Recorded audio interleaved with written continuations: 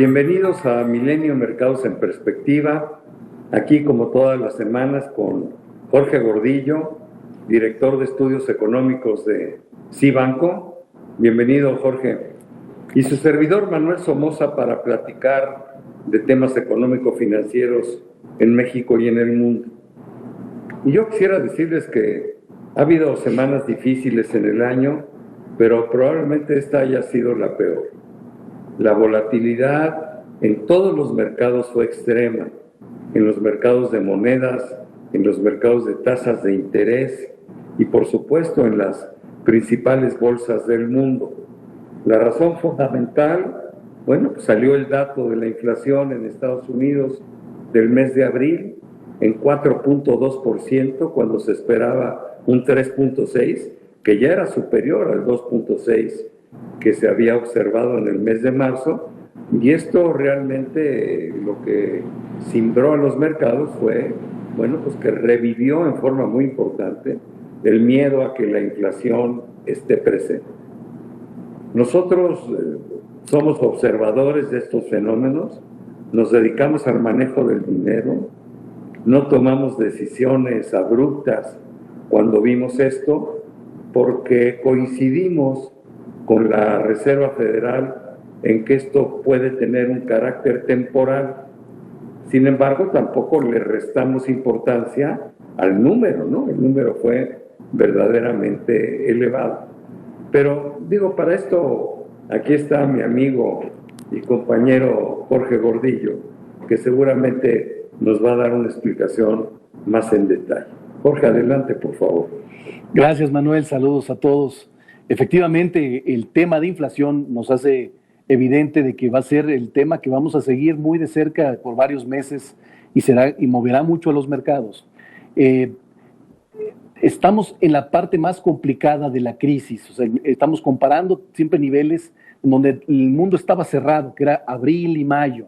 Entonces, en esta época de recuperación, todos los datos son muy elevados, son muy exagerados y es, como dices, complicado de generar análisis. Entonces creemos que lo real, cómo se va a ir interesando el mundo, lo veremos en los siguientes meses y ahora estos picos hay que considerarlos como tal. Entendemos que este pico de inflación tiene mucho que ver con aumentos en los precios de las materias primas por las disrupciones que hubo en la oferta el año pasado, en distribución y en producción, y por la que se cerró completamente la demanda justo en estos meses. Entonces, es muy claro por dónde viene la inflación. Ahora, como dices, es una inflación todavía más fuerte de la que esperábamos. Entonces, hay que tener cierta consideración, sobre todo porque el mercado no se le puede, aprovecha esta incertidumbre de movimientos para hacer correcciones en su portafolio y no tiende a hacer correcciones exageradas para un lado y para el otro. Yo estoy de acuerdo contigo. Lo único que puedo agregar, y es un ejemplo que uso mucho con mis clientes, es decir, a ver, el peor trimestre para la economía occidental fue el segundo trimestre del año pasado, no el primero, porque en el primero tuvimos la economía funcionando razonablemente bien enero, febrero y todavía la mitad de marzo, ¿no? En cambio, lo fuerte se sintió abril, mayo y junio. Entonces, la comparación de ese trimestre con el trimestre del 2021 hace que la base de comparación sea muy pequeña el año pasado. Pensemos en el petróleo y en la gasolina. Hace un año, en abril, hace un poquito más de un año, en abril el petróleo el año pasado estaba a niveles de $35 el barril. En abril del 21 estaba en $65 el barril. Obviamente eso tuvo que impactar el precio de la gasolina. Y no es que haya subido muchísimo la gasolina, simplemente está regresando a los niveles que tenía antes de la pandemia. Y yo creo que eso está siendo cierto en muchos casos y en muchas materias primas. Por eso yo creo que cuando empecemos a ver los datos comparativos del tercer trimestre del año pasado con los del tercer trimestre de este año, creo que las comparaciones van a empezar a ser más justas y nos vamos a dejar de preocupar tanto por la inflación, porque seguramente ahí vamos a ver cómo se empieza a atenuar. Pero también me gustaría que comentaras que los datos de la economía norteamericana se ven fuertes en lo general. Ahora, en lo particular, de repente hay algunos datos que te dicen que no hay un sobrecalentamiento, ¿no? Y lo vimos, por ejemplo, con el dato del empleo, donde hay muchas teorías de por qué nada más se generaron 262,000 empleos en el mes pasado y no el 1,000,000 que se estaba esperando, como el dato que salió el viernes de las ventas al menudeo, oye, que fueron buenas, pero no fueron tan buenas como lo fueron en el mes de marzo, y esto pues, evidentemente ayudó a que el sentimiento de sobrecalentamiento pues se vaya disipando, ¿no? Vimos a los mercados regresar muy fuerte jueves y viernes, tanto en las monedas porque el dólar se debilitó, cuanto en las bolsas porque se empezó a esfumar ese miedo a la inflación, y el mismo rendimiento de los bonos de 10 años, que el día del anuncio de la inflación se subió de 1,62 a 1,69, prácticamente 1,70, bueno, pues el viernes regresa nuevamente al nivel de 1,63. O sea que como que estoy de acuerdo cuando dices cómo exageran los mercados, las noticias, luego lo digieren y las cosas empiezan a caer cada una de las piezas en su lugar. Lo que es muy importante hacer notar es que esta es una crisis histórica y la recuperación, y no fue pareja para todos, a unos les pegó más que a otros, y la recuperación está siendo igual. Unos sectores se están recuperando mucho más rápido que otros, y entonces vemos recuperación en los precios también así desigual. Entonces, bueno, estamos viendo recuperación en el petróleo, en los metales, y a lo mejor en el trimestre que entra veremos recuperación en las aerolíneas, en los restaurantes, en los hoteles, que vienen retrasados en su recuperación. Entonces, esta disrupción de sectores o de recuperación hace que por un momento el mercado se confunda entre que ya salimos o no de la crisis. No, es que la recuperación no ha sido igual y hay que tener mucho cuidado en dónde dedicar la inversión, porque la inversión va a tener esos vaivenes en cuanto a la recuperación, en cuanto a la percepción de sobrecalentamiento. Claramente, la etapa en donde vivimos de recuperación es muy temprana, como para decir que ya estamos en un camino rapidísimo de sobrecalentamiento. Eso no es cierto, por las cifras que están dando, pero sí creemos que Estados Unidos está creciendo mucho más rápido que el resto, y tarde o temprano va a ser suficiente como para cambiar la idea de que la Fed no mueva tasas en 3 años. Creemos que lo va a tener que recortar. ¿Y cuándo va a ser este momento? Va a ser muy clave, quizá tan pronto como para la segunda mitad de año o final de año. Yo creo que sí lo vamos a ver, pero yo creo que lo vamos a ver el año entrante, no tan pronto como este año. Pero bueno, todo puede pasar. Lo único que agregaría a lo que dices es que, claro, la recuperación es muy desigual por sectores, pero también por geografía, ¿no?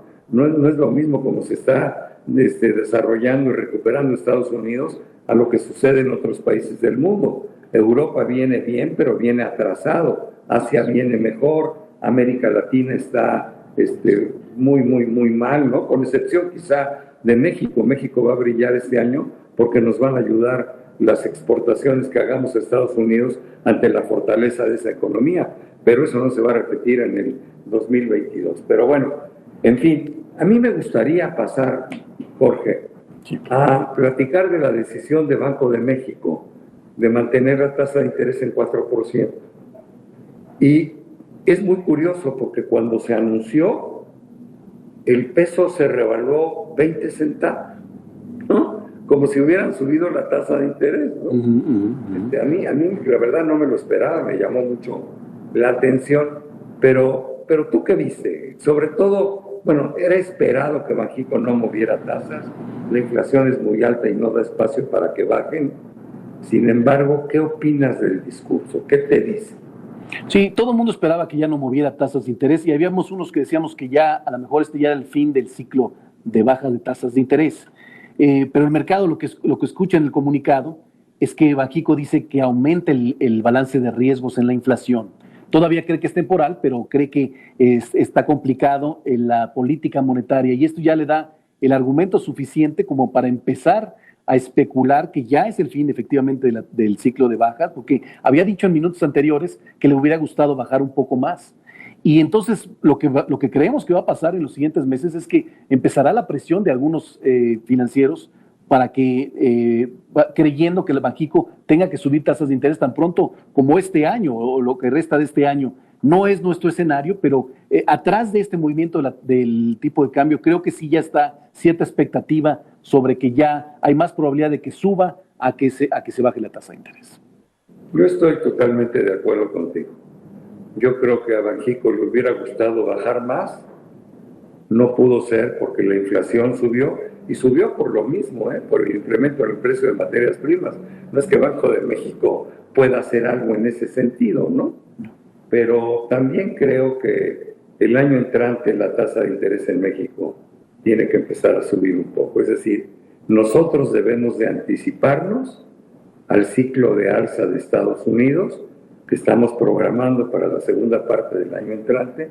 Pues México a lo mejor sí lo tendría que hacer dentro de la primera parte, ¿no?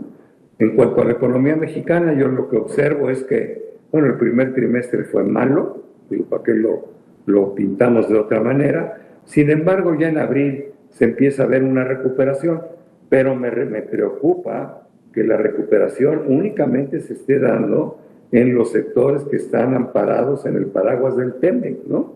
O sea, en el sector de manufacturas. Pero sigo viendo hundida la construcción, la industria no dedicada a la exportación, el turismo, el mismo comercio lo veo muy débil, los restaurantes, todo el sector servicios. O sea, lo único que se ve claro que va a crecer es la exportación de manufacturas, y es una pena.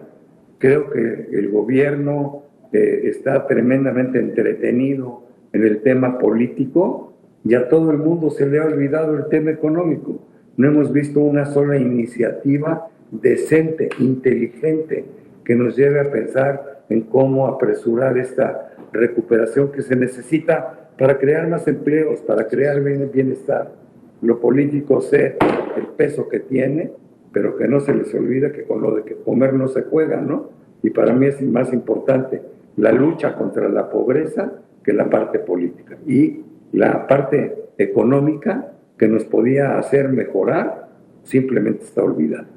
No, si me permites nomás cerrar esa idea que dices, porque es muy importante apresurar la recuperación, porque como tú acabas de mencionar, el año que entra va a ser más caro, las tasas de interés van a estar para arriba, cada vez va a ser más difícil poder acelerar o confirmar una recuperación. Ahora era el momento, ahora es la urgencia de acelerar. Todos esos sectores que dijiste se van a recuperar, pero si los hubieras apoyado con contundencia ahorita, serían con mejores condiciones. De acuerdo, se nos acabó el tiempo, Jorge, muchísimas gracias, pero sobre todo gracias a todos ustedes que nos acompañan aquí semana a semana en Milenio Mercados en Perspectiva. Muchas gracias.